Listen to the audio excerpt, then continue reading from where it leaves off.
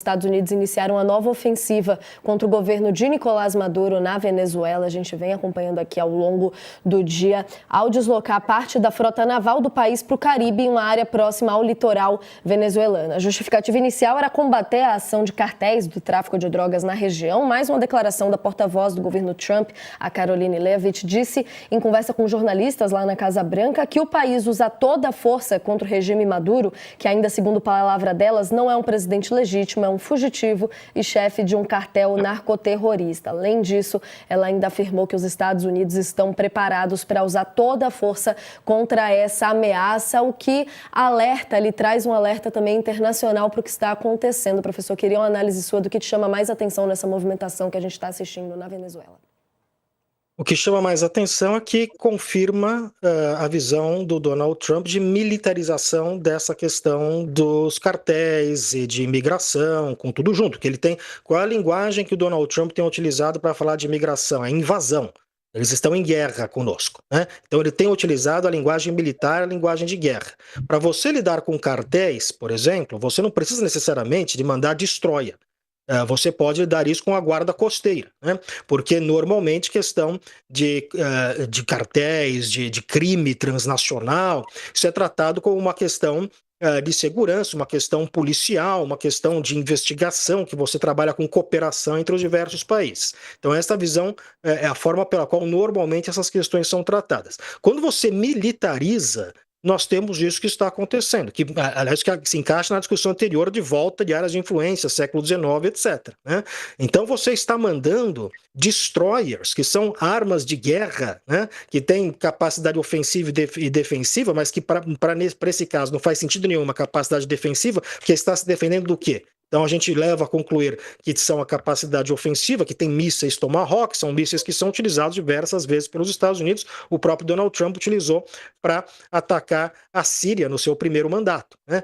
Então isto é a partir de um discurso de militarização do Trump que é tanto externo quanto interno. Ele mandou o exército americano, por exemplo, a Los Angeles, ele está militarizando a segurança em Washington. Então isto leva a um padrão, claro, do Donald Trump de centralização de poder, militarização.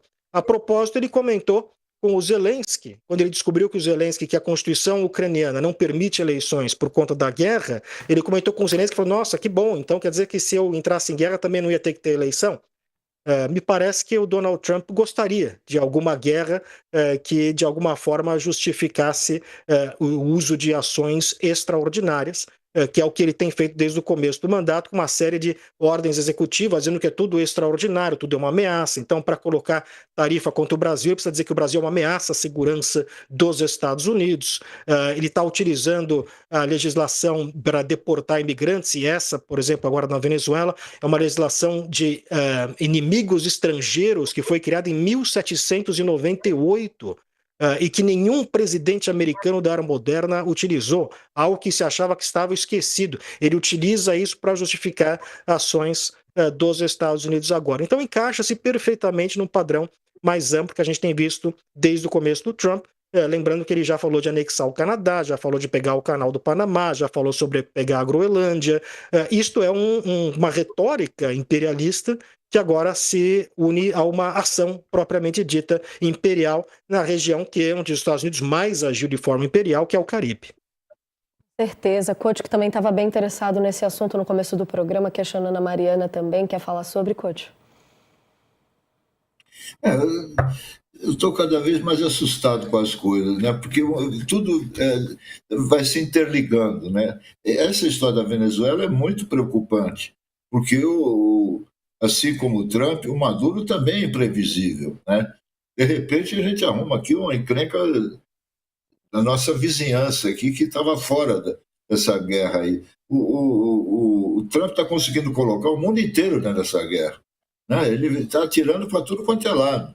Não tem um plano de voo, ele vai atirando, é um franco atirador. E cada vez o mundo vai ficando mais inseguro, mais perigoso, né? E não melhora a vida dos americanos, não há sinais disso, né?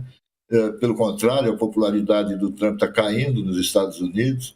está com cada vez mais problemas na justiça, e ele, em vez de resolver os problemas que ele já tinha, ele vai criando novos como esse agora na Venezuela, que ninguém esperava. A troco do que ele resolveu agora, sabe, fazer bullying com a Venezuela? Qual foi a ameaça?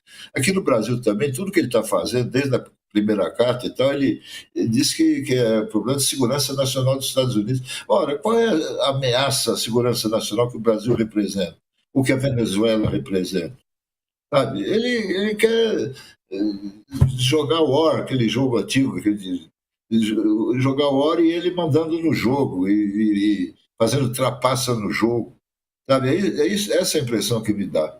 E remete até ao dia 1 lá do governo, com aquela série de decretos que a gente foi assistindo, um atrás do outro, sobrepondo e confundindo um pouco o debate também como estratégia, né? Professor Eduardo Green, palavras finais aqui no nosso UOL News também, nessa reflexão sobre o momento de Donald Trump e a gente tentando absorver isso tudo e analisar por aqui, né?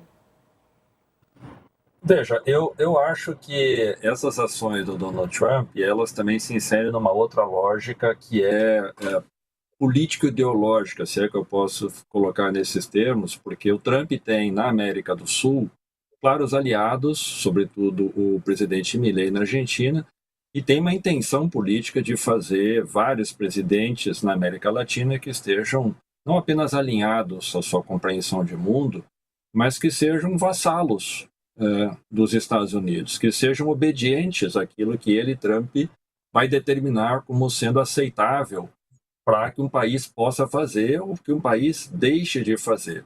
O test drive que ele vem fazendo no Brasil é um pouco nesse sentido. Trump adoraria ter um presidente como o Bolsonaro, subserviente, obediente às suas determinações, e nesse sentido, o Maduro, a despeito de toda a lógica de segurança nacional, ele é, de certa maneira, alguém que não se encaixa nessa visão da vassalagem. Então, me parece que é um projeto político mais amplo do Trump para a América do Sul, eventualmente para a América Latina como um todo, que é bastante preocupante, porque a escalada militar de violência aqui na região, a meu juízo, ela pode vir a crescer, dado esse tipo de dimensão que o projeto trumpista tem sobre hegemonias em áreas de influência, que a meu juízo, me permita aqui o professor Carlos Gustavo, que eu sei que é a sua área de atuação, colocar nesses termos um projeto hegemonista de poder. Segundo lugar, eu acho que o Trump busca produzir, olhando um pouco para a América Latina, sobretudo uma cunha muito grande em relação ao Brasil, porque o Brasil, naturalmente, é o país com mais peso político na América do Sul e na América Latina, e é aquele país que tem, no juízo ainda do Trump, atuação junto aos BRICS, e que o Trump, de qualquer maneira, quer evitar que esse grupo político de países tenha algum elo possível, se é que é possível dizer que existe alguma relação desses países, mas, sobretudo, afastar a área de influência chinesa na América do Sul e na América Latina. Então, nesse sentido, dado o fato de que Trump tem um projeto imperialista como senhor do mundo, a meu juízo, afastar também essa segunda questão, que é a influência chinesa aqui no continente, me parece que está no seu radar. E nesse caso, então, essa escalada da violência aqui na região me parece bastante preocupante, porque me dá a impressão que o Trump caminhará nesse sentido. Então, para finalizar, e olhando o caso brasileiro, claramente, a meu juízo, haverá uma intervenção duríssima de Trump nas eleições presidenciais aqui no ano que vem.